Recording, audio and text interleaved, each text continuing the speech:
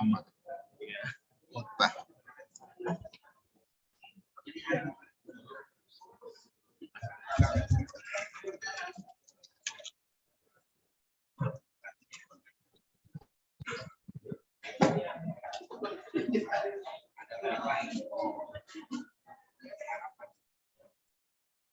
Koneksinya sudah di Oh iya. kalau dia masuk putus. Mudah-mudahan sudah dia kasih.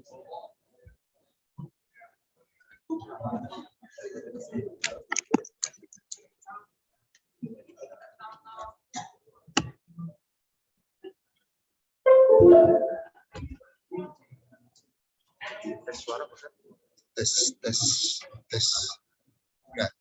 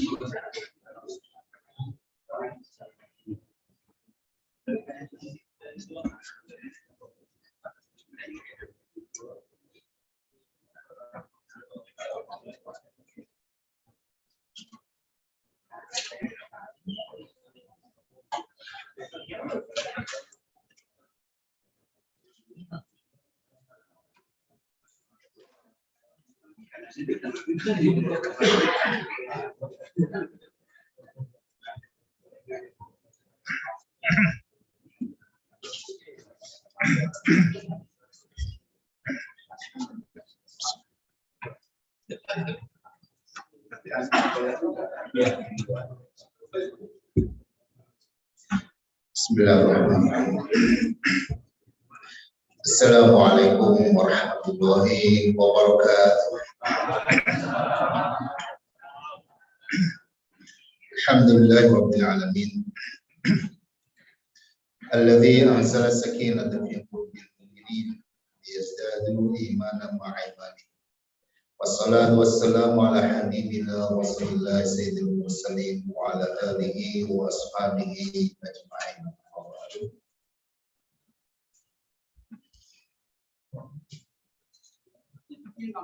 Bapak Ibu dan saudara sekalian, jamaah salat subuh Masjid Jamiah Al-Iman yang dimuliakan Allah Subhanahu wa taala, juga Bapak Ibu yang sudah bergabung melalui jaringan Zoom. Alhamdulillah. Apa kabar semuanya? Alhamdulillah sehat, bahagia dan semangat. Ya. Oke. Maaf ya Ustaz. Iya. Ya.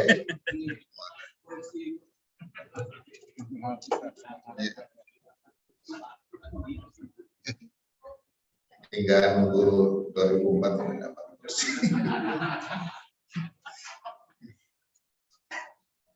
Perlu kampanye. Jadi nikmat yang kata Nabi jarang sering terlupakan, itu nikmat sehat, nikmat bahagia, nikmat semangat dalam kehidupan kita. Dan yang lebih penting adalah alhamdulillah ala fitratil Islam wa kalimatil ikhlas wa ala dini nabiyina Muhammadin sallallahu alaihi wasallam wa ala millati abina Ibrahim hanifan wa ma kana minal musyrikin. Mudah-mudahan Allah berikan keistiqomahan kepada kita semuanya. Itu yang lebih mahal lagi. Baik para jemaah sekalian, mari kita mengawali kajian kita di pagi hari ini dengan sama-sama baca basmalah. Bismillahirrahmanirrahim. Kitab Riyadhus Shalihin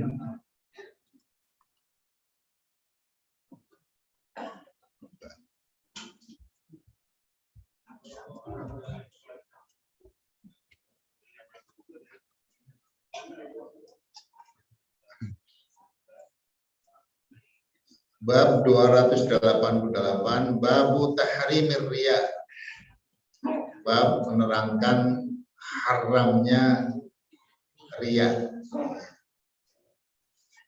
Riya itu dari kata ro'a yuroi, ro'a melihat, ro'a memperlihatkan apa yang dilakukan kepada orang lain. Kalau riyanya kepada Allah nggak masuk dalam bab ini. Jadi bab ini adalah riya kepada makhluk, mungkin kepada manusia atau kepada hewan yang mungkin ya, kepada manusia yang lain. Itu yang menjadi bab yang akan kita bahas ketika orang beribadah atau beramal kebaikan, ingin dilihat oleh orang lain, ingin mendapatkan pujian atau penghargaan dari orang lain. Sebelum ke kajian riya, tentu ini terkait dengan ikhlasnya, karena riya itu kebalikan daripada ikhlas. Kalau ikhlas adalah mengarahkan niat dan tujuan dari ibadah dan amal kebaikannya itu hanya kepada Allah.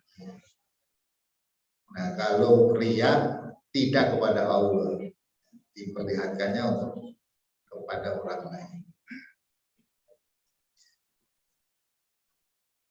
Wajibnya ikhlas. Pertama, ibadah yang diperintahkan oleh Allah. Seluruh amal-amal kebaikan yang diperintahkan oleh Allah adalah ibadah dan amal kebaikan yang harus dilakukan dengan ikhlas. Jadi Allah menginginkan agar ibadah kita itu diniatkan hanya karena Allah. Jadi ketika kita ibadah, ada yang dilakukan dengan anggota badan, yaitu ya syarat rukunnya baik itu bacaan maupun gerakan. Kemudian ada yang dilakukan hati pada waktu yang sama, yaitu ikhlas, ya, meniatkan apa yang dilakukan itu semata-mata karena Allah. Sebagaimana firman-Nya, wa ma umiru illa liya'budullaha mukhlishina lahu-d-din hunafa'a wa yuqimus sholata wa yutuz zakata wa dzalika dinul qayyimah. Dan mereka tidak diperintahkan kecuali agar mereka beribadah beribadah kepada Allah dengan mengikhlaskan seluruh ketaatannya itu hanya kepadanya. Mukhlishina lahu ad-din. Ad-din adalah seluruh ketaatan dalam untuk menjalankan ajaran agama Islam itu semata-mata karena lahu, karena Allah, karena Dia. Hunafa dengan terus lurus, terus istiqomah. Ya, tidak hanya sehari dua hari, tapi sepanjang dia hidup, maka semua ibadahnya dilakukan hanya kepada Allah. Wa yuqimus shalah wa yutuz zakat wa dzalika dinul qayyim. Itu adalah agama yang lurus.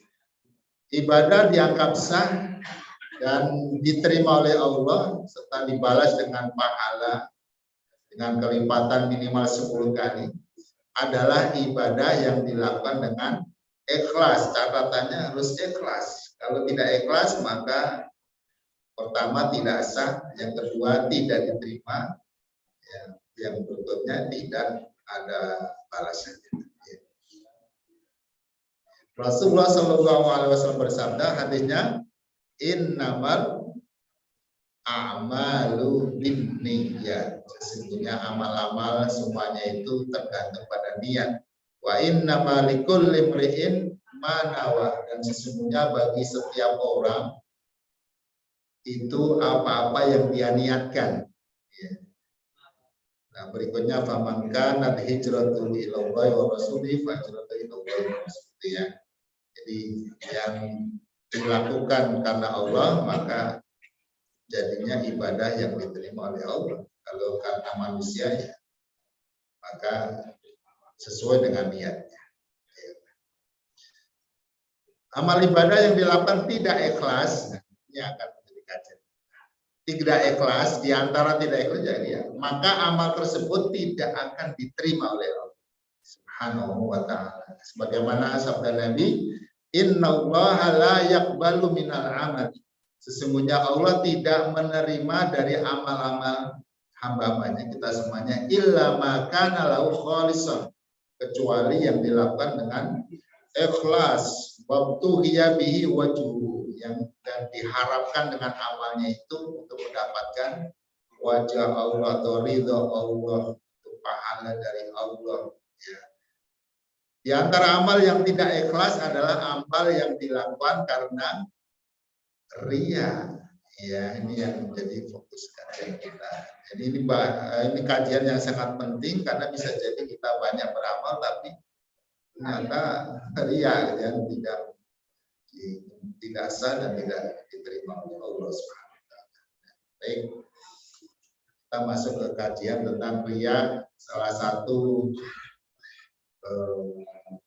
penyimpangan atau perbuatan hati kita yang menyimpang, yang menyebabkan amal-amal anggota badan kita semuanya menjadi tidak ada gunanya. Lalu kemudian kita ria, kecuali rianya kepada Allah. Secara bahasa ria dari kata ro'a yuroi mura'atan wariyaan, ya, ya, yang artinya memperlihatkan. Maka secara bahasa memperlihatkan bisa jadi kepada manusia, bisa jadi kepada Allah. Kalau kepada Allah boleh, memang itu tujuannya. Tapi yang kepada Allah boleh. Yang kepada Allah boleh. Memang itu tujuan ibadah kita, ya. Tapi menurut istilah bukan kepada Allah tapi kepada manusianya, memperlihatkan dan memperbagus suatu amal ibadah dengan tujuan agar diperhatikan dan mendapat pujian dari orang lain, bukan dari Allah, dari orang lain. Istilah lain yang semakna dengan riya adalah sum'ah, dari kata sama ayusami, yaitu melakukan ibadah atau berbuat baik agar kebaikan itu didengar orang lain, diketahui orang lain, dan kemudian mendapatkan pujian orang lain. Nah, sum'ah itu bisa jadi pas ketika dia melakukannya atau setelahnya. Kalau riya, ya ketika melakukan, kalau sudah selesai nggak mungkin riya, ya. Mungkinnya sum'ah, kan udah nggak terlihat lagi kalau udah selesai. Jadi ria itu ketika melakukan baru terlihat. Kalau udah selesai kan nggak mungkin dilihat lagi. Ya, nah, jatuhnya ke sum'ah. Ya, jadi kalau ria setelah selesai itu namanya sum'ah. Diceritakan, ya. Nah, sholat misalnya udah salah, kan nggak mungkin dilihat lagi kalau udah selesai tadi. Iya, jadi tapi kalau dia cerita, ya, atau ketika berinfak dilihatkan ini infak nih, ya, itu ria namanya, ya. Tapi kalau udah selesai, tadi saya berinfak tuh untuk pembangunan masjid lumayan 100 juta, nah itu namanya sum'ah. Ya. Di omong-omongin gitu ya, di ungkit-ungkit gitu. Ya. Ini apa ini gambarnya maksudnya? Ya, ya. Jadi dia sholat tapi ya. Nah itu bisa setelahnya dengan ini, betul ya. Bisa sesudah selesai tapi di selfie dulu ketika sholat. Nanti di share ya. Nah itu ya juga ya, setelah selesai tapi masih ada gambar. Nah, Alhamdulillah ini malam hari ini, alhamdulillah Allah berikan nikmat. Pokoknya kata-katanya bagus, padahal ujung-ujungnya ria.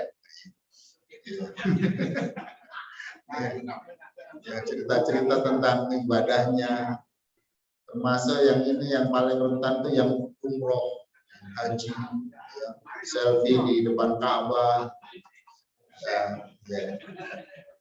Nah, itu memang itu hukumnya mubah ya, cuman kalau kemudian menjadi jalan ria ya itu jadi menghilangkan pahala ibadah kita. Ya. Ya. Ini bahaya selfie itu ya.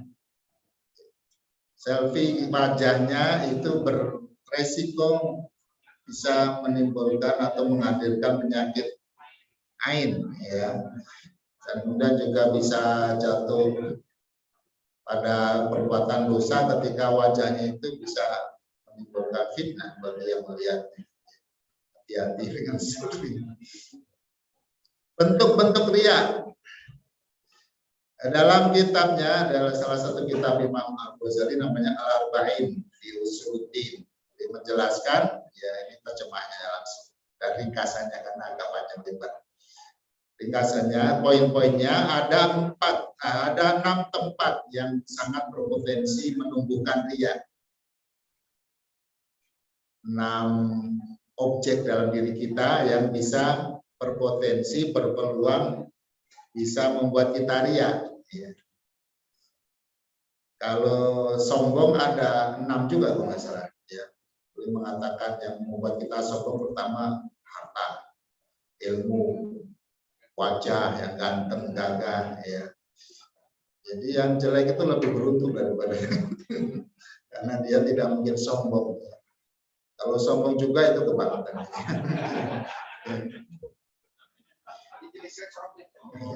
Satu, dalam bentuk badan dan raut muka. Seperti menampakkan badan yang krempeng dan kelihatan lemah agar orang-orang melihatnya tampak seperti seorang ahli ibadah. Ahli riyadhah, puasa, karena sekali puasa jadi kurus. Jadi kurusnya itu biar dijadikan ria, dijadikan media untuk ria dan semisalnya. Intinya dari badannya dan mukanya, ya, kelihatan kusut.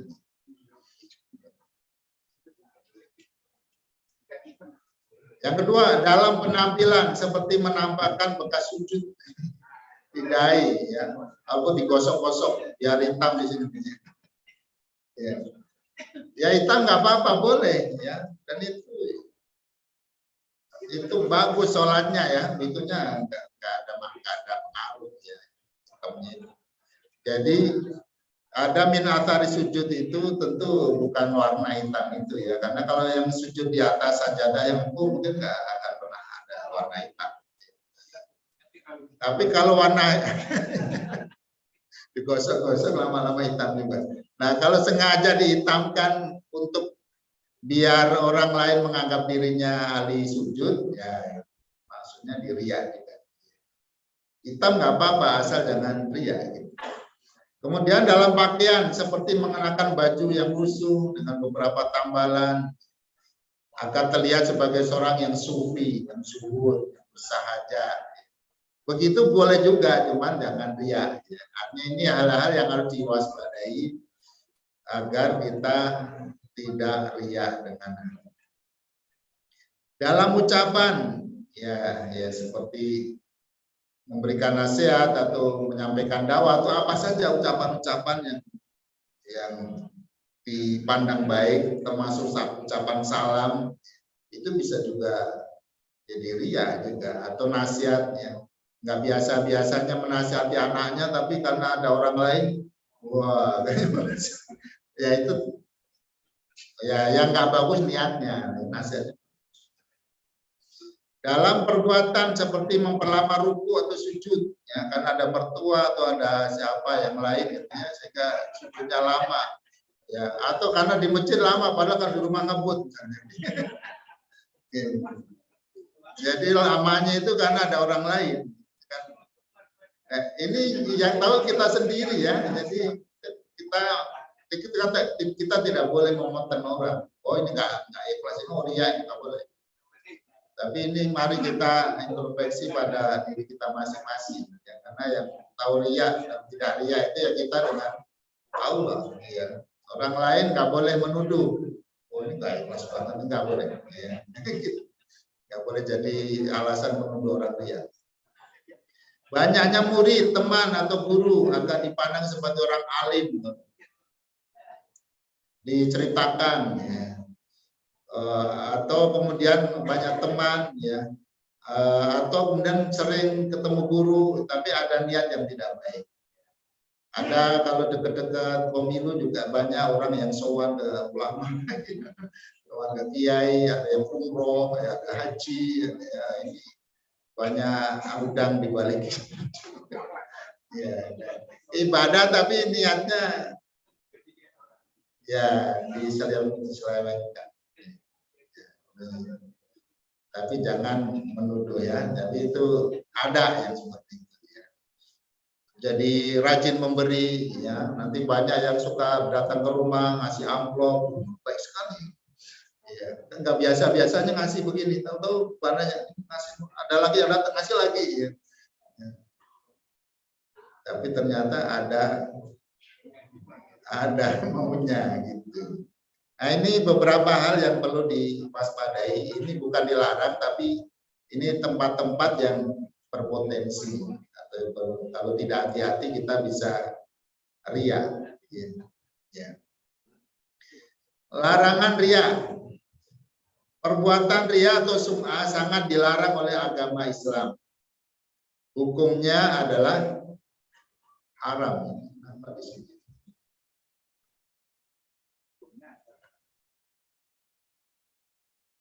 Ini nggak bawa remote, nggak bawa mouse. Baik, hukumnya haram, bahkan dikategorikan sebagai syirik kecil. Ya, sebagaimana sabda Nabi yang diriwayatkan oleh Anna Mahmud bin Labid, Anna Rasulullah sallallahu alaihi wasallam qala, inna akhwafa ma akhafu alaikum asyirkul asghar. Sesungguhnya yang paling aku takutkan atas kalian adalah syirik kecil. Qalu wa masyirkul asghar ya Rasulullah. Apa itu syirik kecil itu? Qala ar-riya. Yaqulu Allah azza wa jalla lahum yaumal qiyamati. Maka Allah nanti di hari kiamat akan mengatakan kepada orang-orang yang dia itu idza juziyan nasu bi amalin, ketika seluruh manusia sudah dibalas amal-amalnya, maka dikatakan kepada mereka yang ria, yang tidak mendapatkan apa-apa dari Allah, idhabu, pergilah kalian ilal ladzina kuntum turauna fid dunya, kepada orang-orang yang kamu ria kepadanya. Ya mintalah ya balasan atau imbalan atau penghargaan dari orang-orang yang kamu niatkan amal-amalmu itu kepada mereka. Fanduru ma hal tajiduna indahum jazaa. Maka perhatikanlah apakah kalian mendapatkan sesuatu dari mereka, suatu balasan ya. Jadi kalau beramal karena manusia ya carilah orang-orang itu, mintalah apa yang bisa mereka berikan pada ya. Ibadah yang Allah perintahkan wajib dijalankan dengan ikhlas, karena tadi ya, karena Allah. Sementara riya bertolak belakang, kebalikan daripada ikhlas. Allah berfirman, wa ma umiru illa liya'budu wa mukhlishina lahud-din. Karena itu ikhlas menjadi syarat mutlak suatu ibadah akan diterima oleh Allah Subhanahu wa taala. Syaratnya ibadah yang diterima itu 3. I dulu iman. Al-iman. 2 ikhlas. 3 ittiba namanya ya. Supaya maka pakai bahasa Arab yang 3 ya. Ya, ittiba itu mengikuti Nabi. Ya, artinya ibadah kita harus benar dan ukuran kebenarannya adalah Rasul. Ya, laqad kana lakum fi Rasulillahi uswatun hasanah. Sallu kama ra'aitumuni Usolli, sholalah seperti aku sholat. Jadi akan diterima seluruh ibadah kita harus mengikuti ibadahnya Nabi, harus nyunnah kepada Rasul. Jadi kalau mengikuti Nabi benar syarat rukunnya tapi tidak ikhlas, ikhlas tapi salah ngawur itu enggak. Jadi, ngarang sendiri nggak boleh. Jadi harus mengikuti Nabi. Ciri-ciri ria ini kita mengambil apa yang disampaikan oleh Imam Ali bin Abi Thalib. Lil murai bi amali thalatu alamatin. Orang yang ria memiliki 3 tanda, 3 ciri. Ya. Tapi jangan nuduh-nuduh ya, ini coba diarahkan ke kita sendiri, tidak kepada orang lain. Takutnya nanti kita ngotenin orang ya. Tidak boleh. Yaksulu idza kana wahdahu. Malas ketika sendirian. Ketika sendiri dia malas karena nggak ada yang lihat. Karena amalnya itu selalu ingin dilihat. Kalau nggak dilihat ya nggak ada motivasi.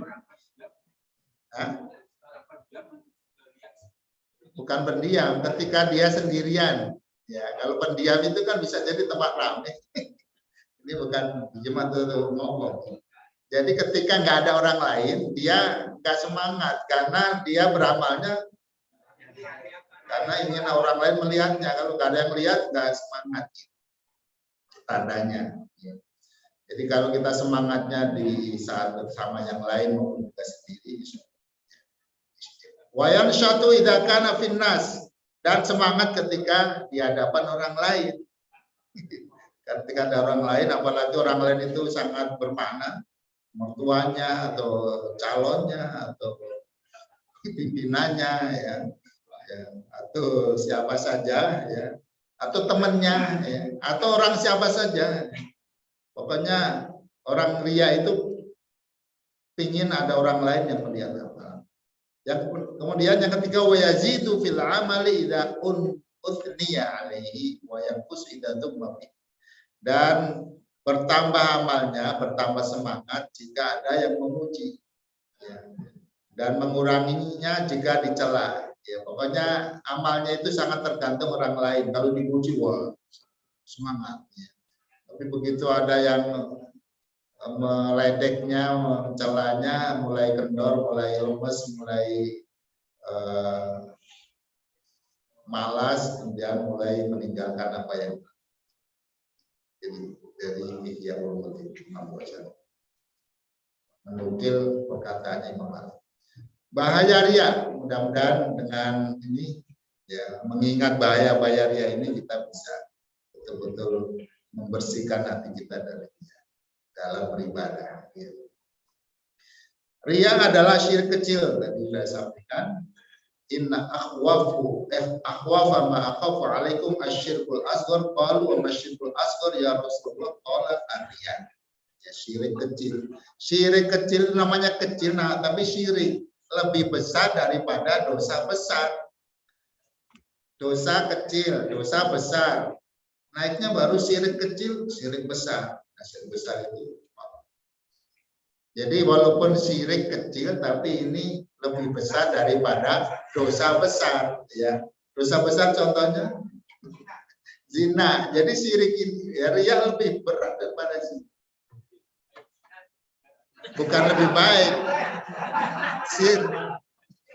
Artinya ini dari maksudnya gini ya, lebih ringan zina gitu.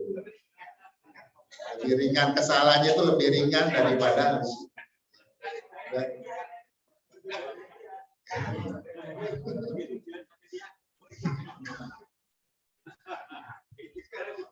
ria adalah ciri munafik.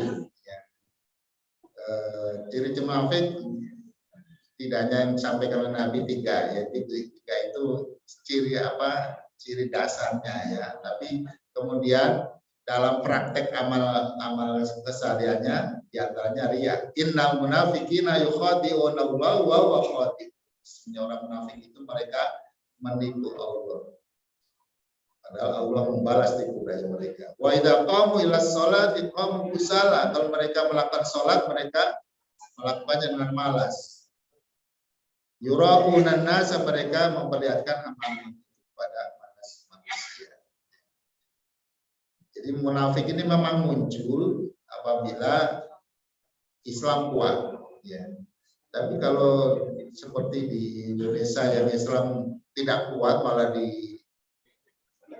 dilemahkan, ya, maka mungkin tidak ada orang munafik. Yang ada orang-orang kafir murni, ya, terang-terangan.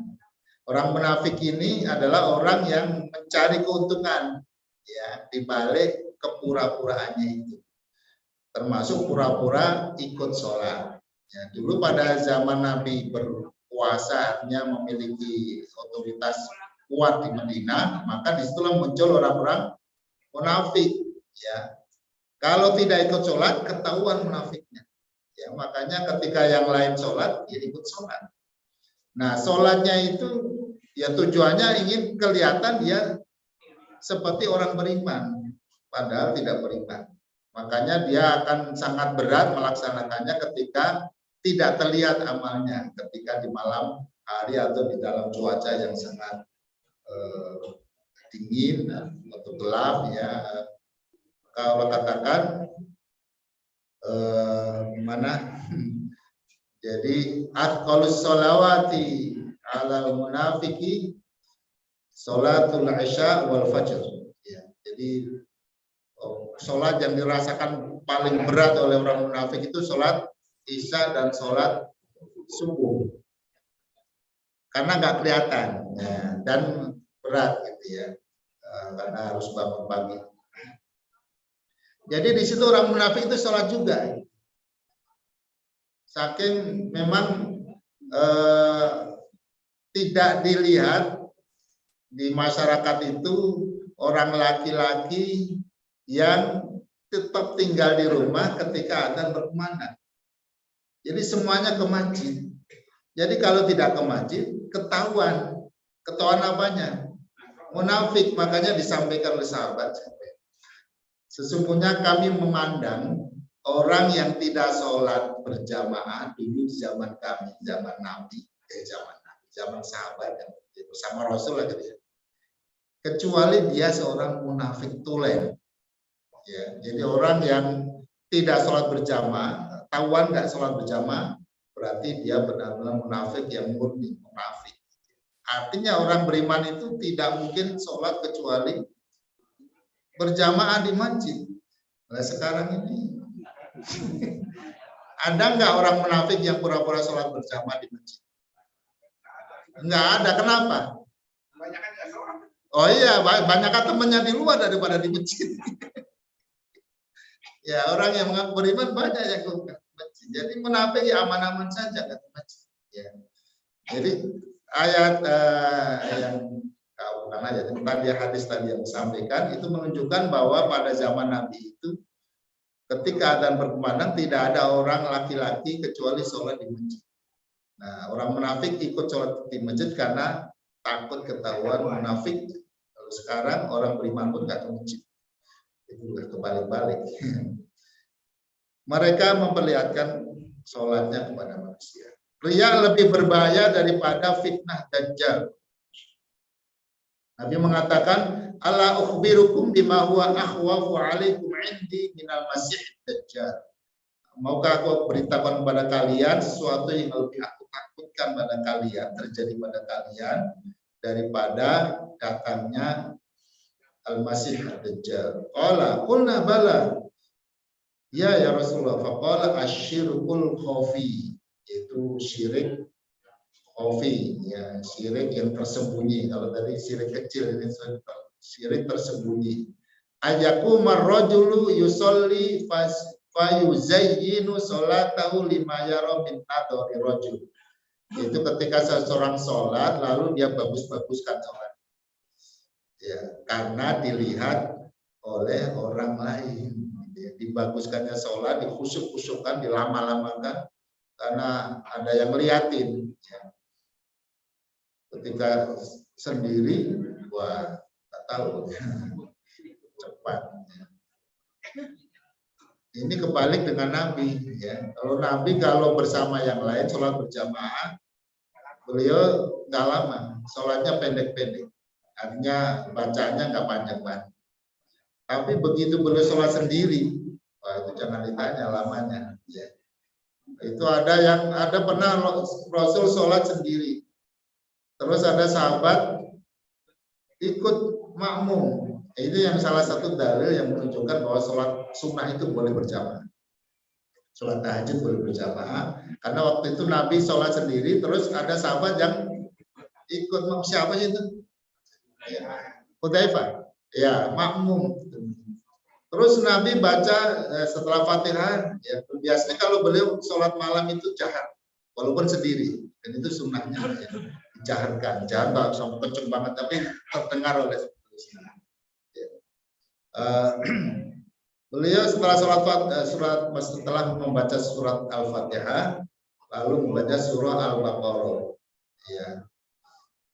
Dikiranya nanti pas 100 ayat beliau ruku. Terus sampai selesai surat Al-Baqarah. Sampai nilai mafis samawati. Ya. Sudah begitu, ya yang mau ini ruku ini.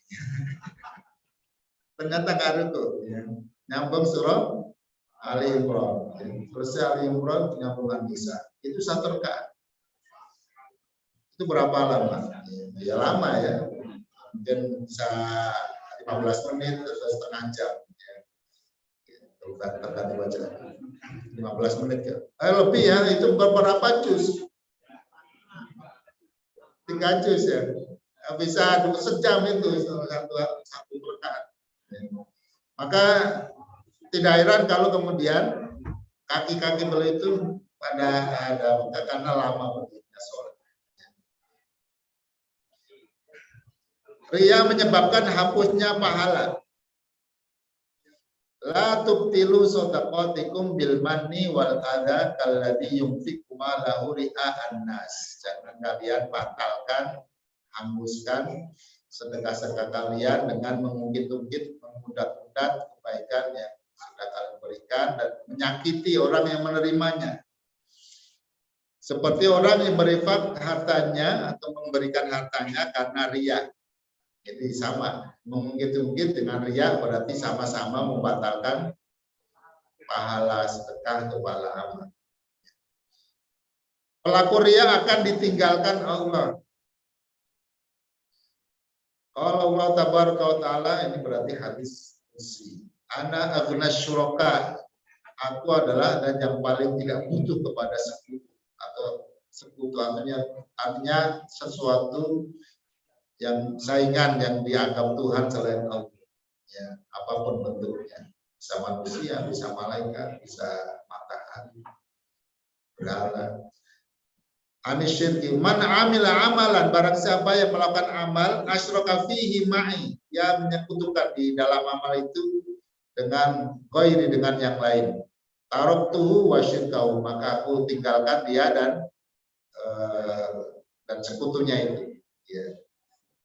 Jadi kalau seseorang beribadah karena makhluk, ya maka Allah tinggalkan, ya udah sama makhluk yang disembah. Riya menyebabkan kehinaan di akhirat. Wa anjun bin Abdullah bin Sufyan qala Nabi sallallahu alaihi wasallam man sama'a sama'u bihi. Barang siapa yang sum'ah menyiar-nyiarkan itu ibadahnya sama Allah, maka Allah akan siarkan bukan ibadahnya tapi aibnya. Waman yura'in nasu bihi, barang siapa yang memperlihatkan ibadahnya kepada orang lain, maka Allah akan memperlihatkan orang itu dari aib-aibnya nanti di yaumil akhir. Artinya dosa-dosanya justru tidak diampuni oleh Allah Subhanahu wa taala dan akan dibeberkan dan dipermasalahkan dalam penghitungan dalam mahkamah Allah Subhanahu. Pelaku riya tidak akan mencium aroma wangi surga. Masya Allah. Nabi mengatakan man ta'allama ilman, Barang siapa yang mempelajari ilmu mimma yubtagha bihi wajhullah, dari apa-apa yang seharusnya diniatkan karena Allah, la yata'allamu. Ini ditafsirkan sesuatu yang harus diniatkan karena Allah itu ilmu agama. Ya, ada tafsir. La yata'allamu illa liyusiba bihi 'aradan minad dunya. Lalu dia tidak mempelajarinya itu kecuali untuk mendapatkan harta benda dunia. Lam yajid arfal jannati yawma. Maka dia tidak mendapatkan wanginya surga di. Mudah-mudahan kita semuanya termasuk orang-orang yang ikhlas ya dalam kita mempelajari ilmu Allah SWT. Baik, karena tadi ada syirik kecil yang terkait dengan ikhlas, ya, maka kita tambahkan terkait dengan syirik antara kecil dan besar itu bedanya apa? Ya. Yang namanya syirik walaupun kecil juga bahaya, apalagi yang besar. Tapi bedanya apa besar dan kecil? Satu, ini dasarnya ini tadi ya. Bedanya adalah satu, syirik akbar menghapus seluruh amalan. Kalau orang syirik akbar melakukan kemusyrikan, menyembah selain Allah, ya. Sedangkan syirik asghar menghapus amalan yang berkaitan saja. Yang dia riakan, maka itu yang hilang. Tapi setelahnya yang kemudian ikhlas, kapan lagi. Tapi kalau syirik akbar, semua amalnya hapus. Jadi dia beribadah tiap hari, tapi dia ritual juga ke pantai atau ke gunung atau apa. Pokoknya dia punya ritual juga dengan setan atau dengan yang itu, maka itu membuat semua amalnya hangus. Syirik akbar menyebabkan pelakunya kekal di neraka karena langsung out, sedangkan syirik asghar tidak menyebabkan kekal di neraka, tapi menghilangkan amal yang dia ria di situ. Kemudian syirik akbar menyebabkan keluar dari Islam, langsung murtad. Orang yang syirik murtad. Sedangkan syirik asghar tidak mengeluarkan dari Islam, tapi menghanguskan amal yang dia riakan itu. Amalan yang tercampur ria, para jemaah sekalian, mungkin ada amalan-amalan kita yang bercampur ria. Ada yang memang kecampur ria banyak sampai ikhlasnya nggak ada yang kecampur sebagian. Jadi ikhlasnya masih ada juga gitu ya, tapi ada rianya juga. Gimana? Pertama, ria muncul di tengah-tengah amal.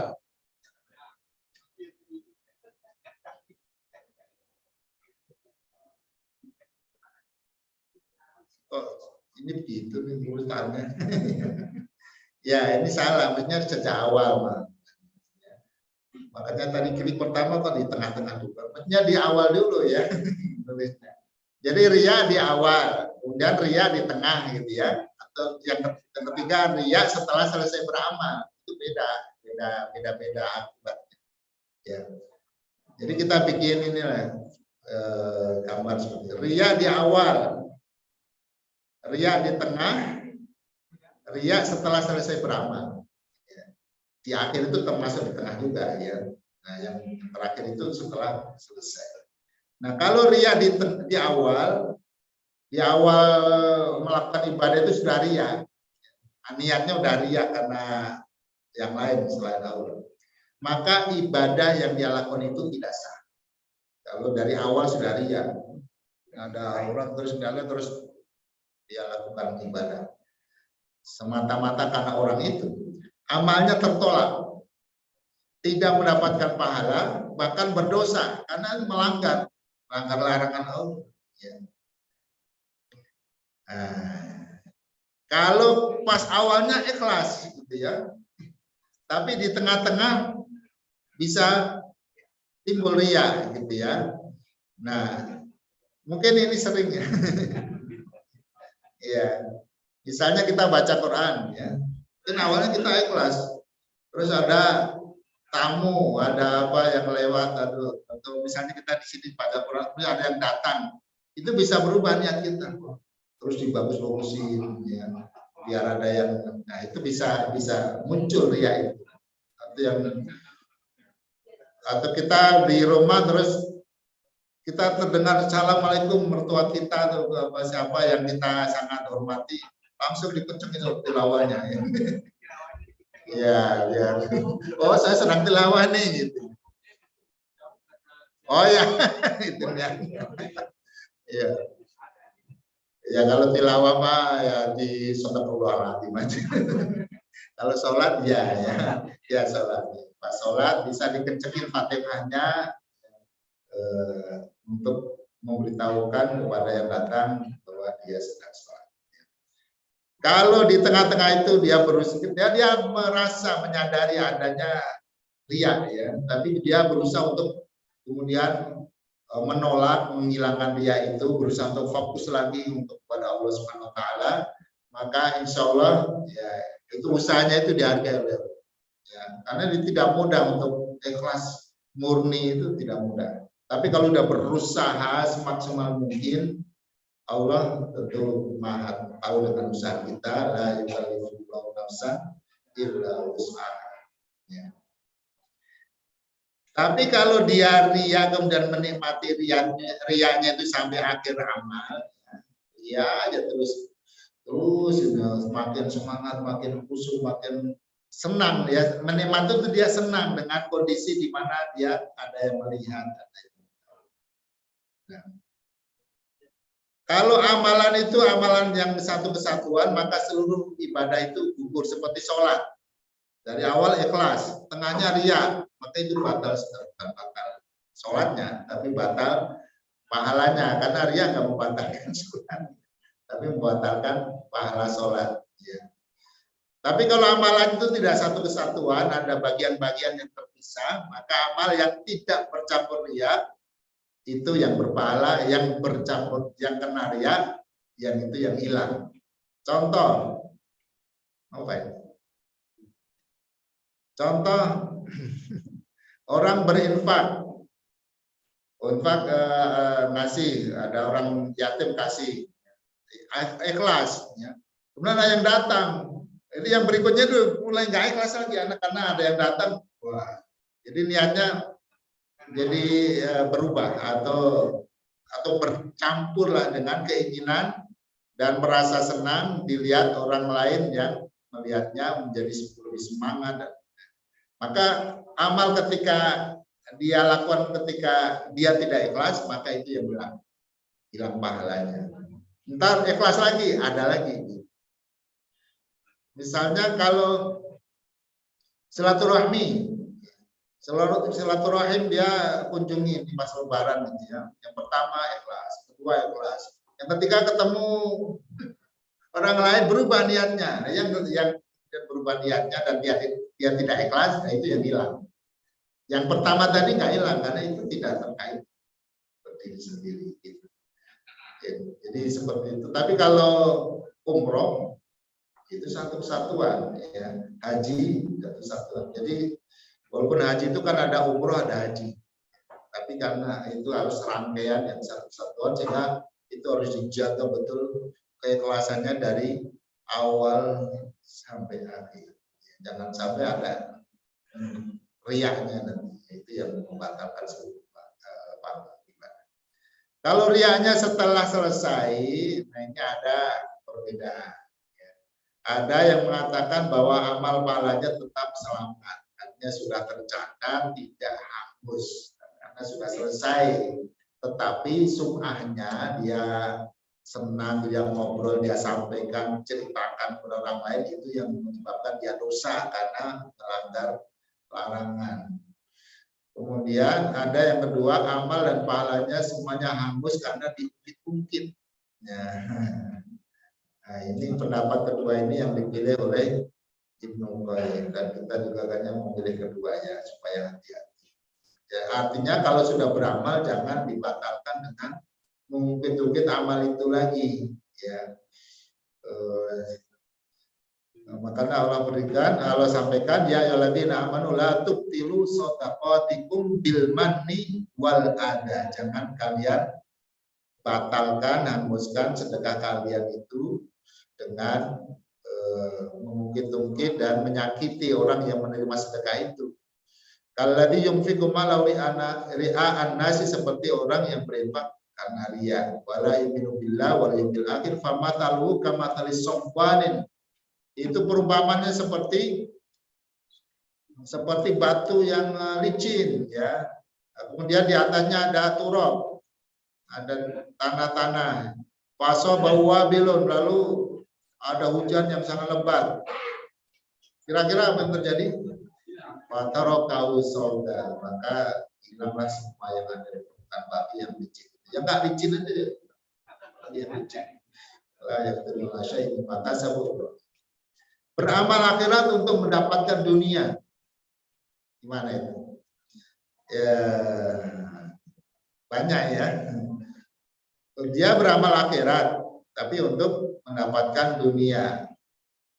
Ada yang sholat duha supaya rezekinya bertambah. Jadi bukan untuk mengharap ridho Allah dan mendapatkan pahala.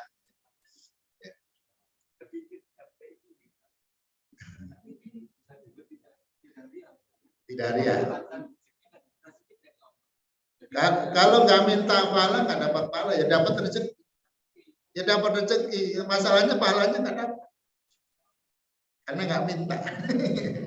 Ya, artinya ini bukan berarti boleh atau tidak apa, boleh. Ya, boleh kita ya, kita beribadah. Ya, karena Rasul juga menyampaikan ada beberapa ibadah yang efeknya itu duniawi. Ya, seperti silaturahmi, bisa menambah rezeki, kan ada ya. Dia lakukan silaturahmi. Ya. Ada caleg ya, dia nggak punya strategi kampanye, ya nggak pakai ini, tapi silaturahminya kuat, menang ya, itu rezekinya itu. Menanglah rezekinya karena silaturahmi ya. Ya. Nah, boleh ya, cuman ketika semata-mata dia niatnya itu ya nggak dapat yang di sisi Allah. Faman amila, nah ini faman amila. Jadi jika ketika dia beramal niatnya adalah murni untuk mendapatkan dunia dan sama sekali tidak punya keinginan mengharap ridho dan kehidupan akhirat, ya, maka orang semacam ini di akhirat nggak dapat apa-apa. Rezeki apa? Nah ini maksudnya dalilnya ini, faman amila minhum amalal akhirati lidunya. Barang siapa yang diantara mereka itu beramal akhirat tapi untuk dunia, lam yakun lahu fil akhirati nasib. Maka orang itu nanti di akhirat nggak ada bagiannya. Ya. Biar, nah ya itu. Kalau niatnya semata-mata itu yang dapat. Yang didapat akan lebih banyak di dunia kan konteksnya. Ya. Kalau lebih banyak konteksnya di akhirat ya dia dapatkan. Pokoknya likul libri mana seorang itu akan mendapatkan sesuai dengan yang diniatkan. Ya. Itu di akhirat. Ya. Di akhirat 700 kali itu pahala ya. Nah ini yang sampaikannya itu, kemudian dunia terus terlalu matematis. Nah, pokoknya kalau berinfak dengan 10 nanti diganti Allah.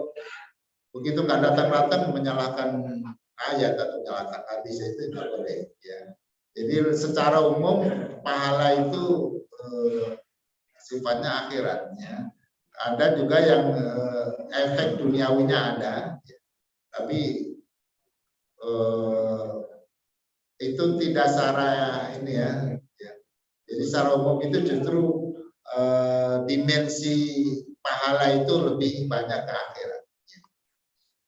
Jika niat seorang adalah untuk mengharap ridho Allah dan kehidupan akhirat, tetapi di waktu yang sama ia berniat untuk mendapatkan dunia.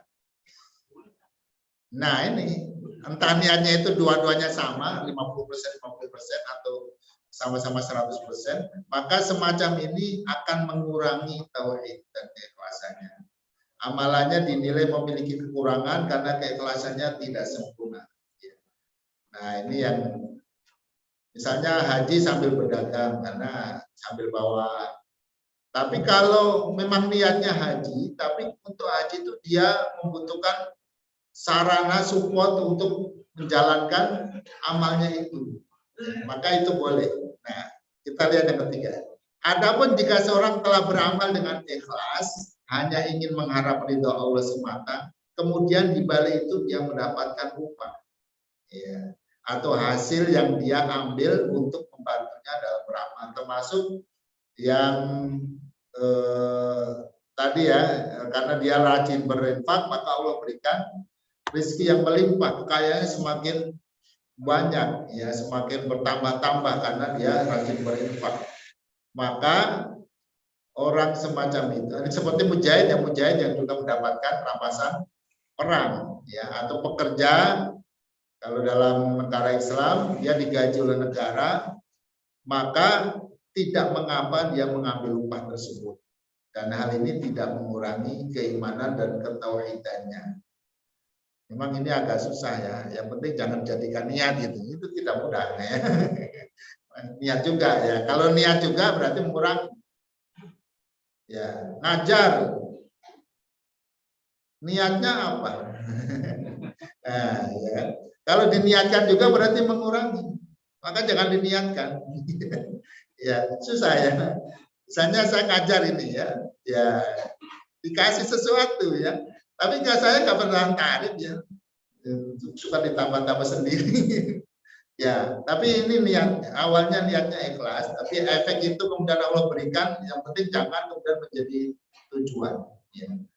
Seperti orang yang berperang, kalau dia bertujuan untuk memperoleh ghanimah, nggak ikhlas. Dia harus karena Allah, nanti dapat ghanimah itu sebagai apa ya, kegembiraan yang Allah cepatkan, yang Allah dahulukan gitu ya, atau persekot lah ya, dari pahala kebaikan yang Allah berikan gitu. Kiat agar ikhlas dan terhindar dari riya. Nah, ini banyak ya. Satu, memohon kepada Allah, terus meminta keikhlasan dan terhindar dari riya. Allahumma inni a'udzubika min an usyrika bi syai'an. Di mana itu? Di surat itu. A'udzubika min an usyrika bi a'lam wa ma la a'lam gitu ya. Gimana kok jadi lupa? Ya. Jadi kita berlindung dari apa-apa yang kita kadang nggak sadar ya, bahwa itu adalah kemusyrikan. Bahkan itu lupa juga. Mimma a'lamu wa mimma la a'lam. Memahami pentingnya ikhlas dan bayariah. Di antara pentingnya ikhlas itu membuat kita lebih dekat dengan Allah, lebih kuat dan tidak diganggu syaitan. Bayariah, berpikir bahwa dunia ini adalah fana dan akan berganti dengan akhirat yang abadi. Ya, sehingga jangan diniatkan dunia kan, itu kan. Jadi niatkan utamanya akhirat. Sadar bahwa puncak segala kebaikan adalah keridhaan Allah, dan puncak segala kehormatan adalah kemuliaan di sisi Allah yang harus selalu menjadi orientasi kita dalam amal-amal kita. Mengingat bahwa saat meninggal kita akan sendirian di dalam kubur, dan yang akan menemani kita, akan berguna bagi kita adalah amal yang ikhlas. Yang nggak ikhlas selesai. Sadar bahwa yang menentukan baik dan buruk, surga neraka adalah Allah, maka terus gantungkan segala keinginan kepada Allah, jangan sampai menyimpan. Merenungkan kenikmatan surga bagi orang lain yang ikhlas, dan siksa neraka bagi yang riya, supaya kita terhindar dari riya dan terus bisa ikhlas. Tidak berambisi kepada pujian manusia. Apa sih pujian? Menumbuhkan rasa takut bahwasanya ibadah akan ditolak jika tidak dikerjakan dengan ikhlas. Membangun semangat dan ikhlas dengan cara menyembunyikan amalan-amalan kalau bisa. Ada yang harus disembunyikan, ada yang nggak bisa disembunyikan. Seperti sholat berjamaah nggak bisa disembunyikan. Bersahabat dengan orang-orang soleh yang ikhlas-ikhlas, insya Allah jamaah kita semuanya ya, ikhlas semuanya. Ya. Kalau nggak ikhlas sudah mutung dari mana. Ya. Membaca kisah orang-orang yang ikhlas, para sahabat, para salafus saleh. Terakhir, ini penting juga. Beberapa hal yang disangka ria, tapi itu bukan ria. Ya. Takutnya ini menjadi sesuatu yang disalahpahami. Ya. Misalnya membaguskan pakaian, ya, penampilan mustad, gitu ya, mustad atau kayak Habib, gitu ya. Nah, kelihatannya kan itu kayak pamer gitu. Nah, enggak ya. Pernah ditanyakan ya, la yadkhul jannata man kana fi qalbi mithqalu dzarratin min kibrin. Tidak akan masuk surga orang yang di hatinya ada kesombongan walaupun kecil, ya, sebesar biji sawi atau atom. Qala rajulun, lalu seseorang bertanya, ya Rasul, innar rajul yuhibbu an yakuna thawbu hasanan. Ada orang yang selalu ingin penampilannya bajunya bagus, warna alu hasanah, sandalnya juga bagus, pokoknya penampilannya bagus-bagus, mentereng. Ya. Apakah itu kemudian termasuk ria? Jawabnya innallaha jamilun yuhibbul jamal. Sesungguhnya Allah itu indah, menyukai keindahan. Ya, artinya itu bukan ria. Bahkan itu kalau diniatkan untuk mensyukuri nikmat Allah, menunjukkan rasa syukur kepada Allah dan ingin dicintai oleh Allah karena tampil dengan indah, maka itu jadi kebaikan. Ya, itu bukan ria. Al-kibru, sesungguhnya kibir atau sombong itu batrul haqqi wa ghamdun nas, itu menolak kebenaran dan cenderung meremehkan orang lain.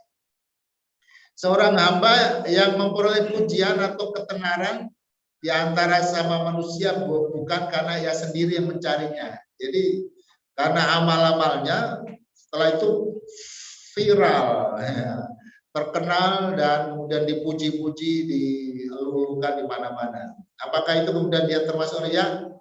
Nah, ini disampaikan, ditanyakan kepada Nabi, ara'aita, ya Rasul, bagaimana pendapatmu? Ar-rajula ya'malul amala, orang yang melakukan amal minal khair, amal baik. Wa yahmadun nasu alaihi, lalu orang pada memujinya. Qala tilka ajilu busyral mu'min. Kata Nabi, itu adalah kabar gembira yang disegerakan bagi seorang yang beriman. Artinya kegembiraan yang Allah berikan kepada orang-orang yang berbuat baik sebelum nanti di akhirat.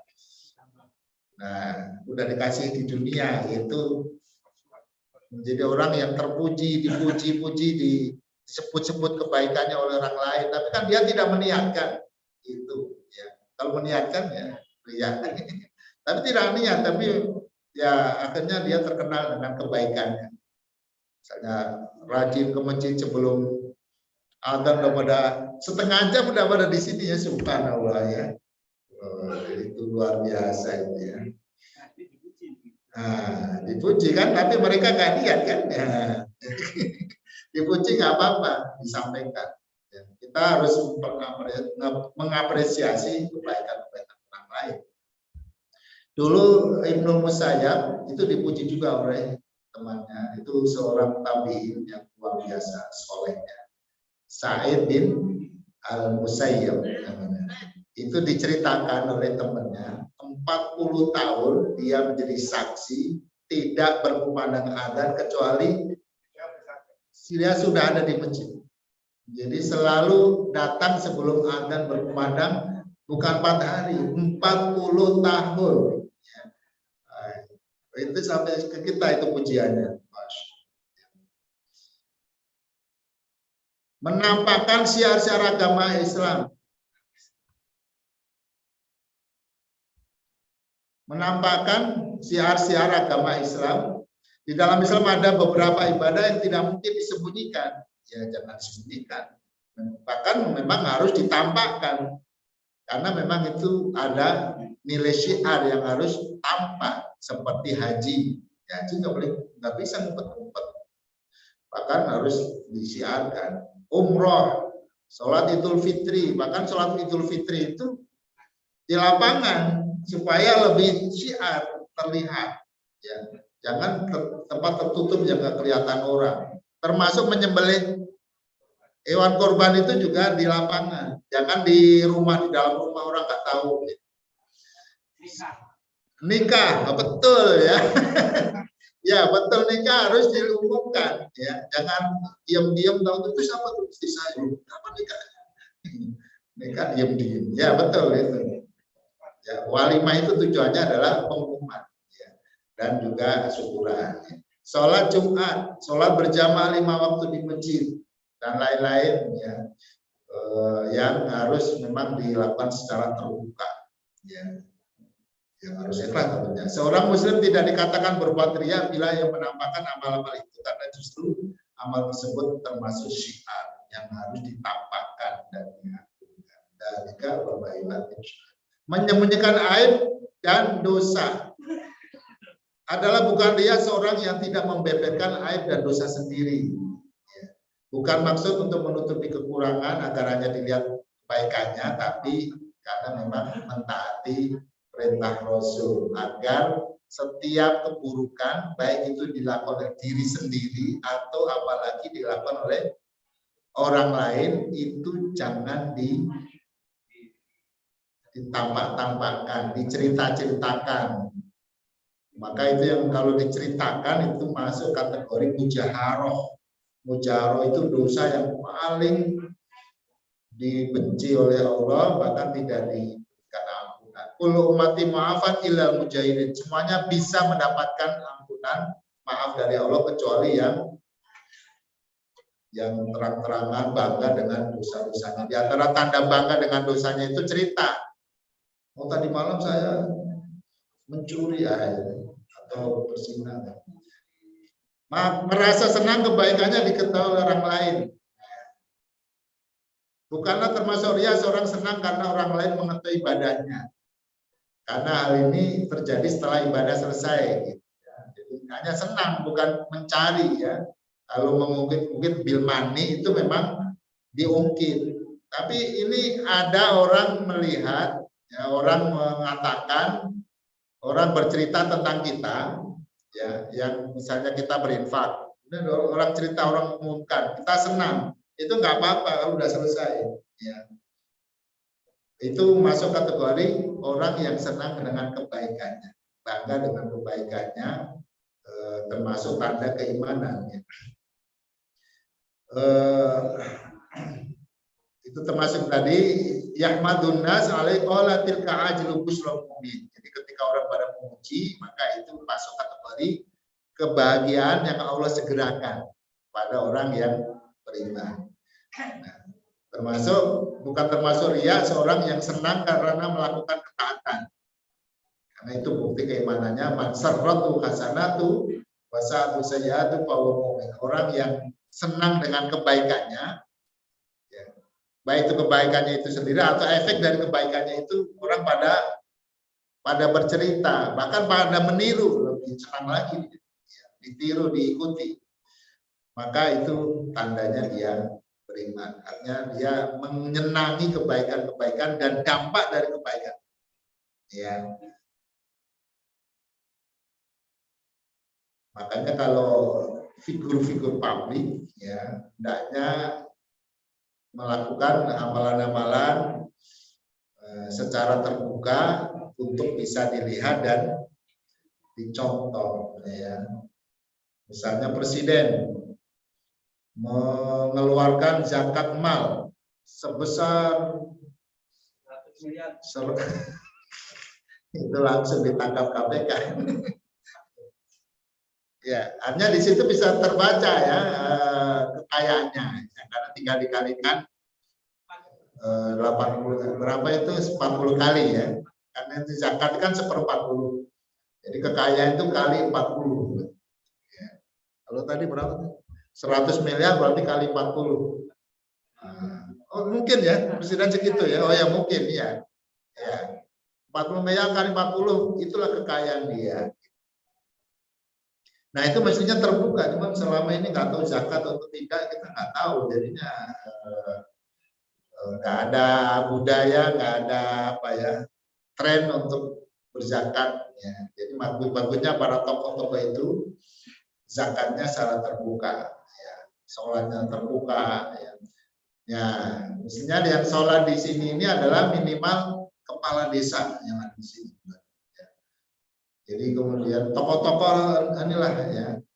Kalau dulu Medina itu yang jadi tokohnya ya khalifahnya, dialah jadi imam di sini dan menjadi panutan dalam segala aspek kehidupannya. Baik para jemaah sekalian, demikian kajian kita tentang riya, tentu dipelajari agar kita bisa lebih berhati-hati karena sangat bahayanya penyakit riya ini kalau mengotori, menodai amalan-amalan kita yang bisa menyebabkan fatal pahalanya. Amalnya sah, ya.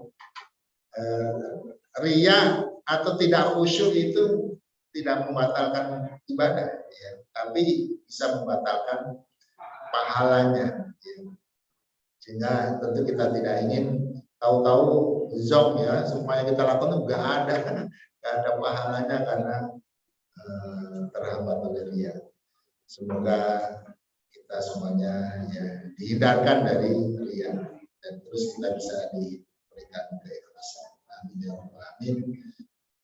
Cukup ya. Sudah. Subhanallah wa rabbana wa bihamdika asyhadu an la ilaha illa anta astaghfiruka wa atubu ilaik. Assalamualaikum warahmatullahi wabarakatuh.